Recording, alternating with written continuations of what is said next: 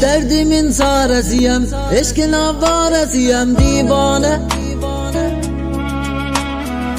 Mənə Məcnun dedilər, sənə Leyla dedilər əfsanə.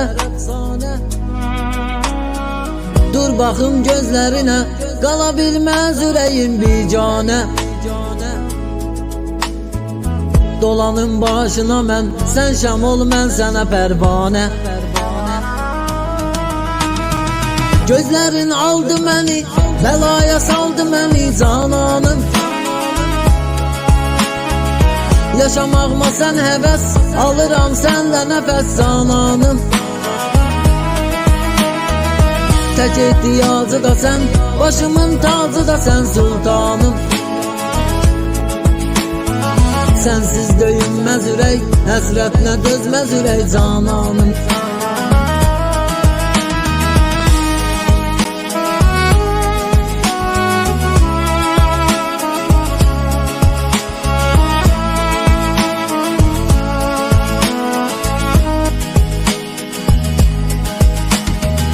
Bu sevgi alın yazım, sənin yanın mənə cənnətdir gülüm.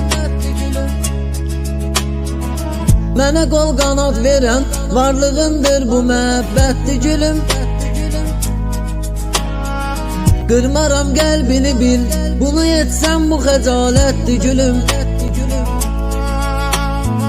Sevgimiz ilahidən bizə bir paydır, əmanətdir gülüm.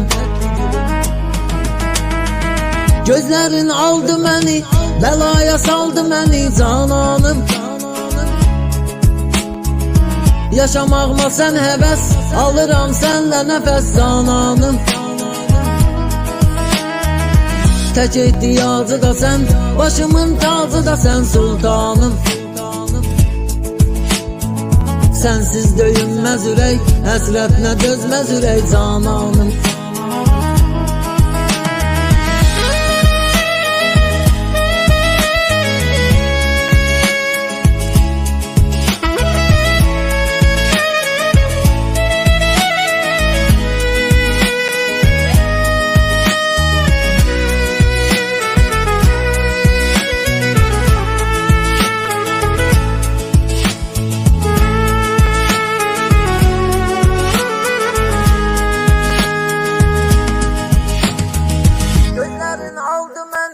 Bəlaya saldı məni cananım.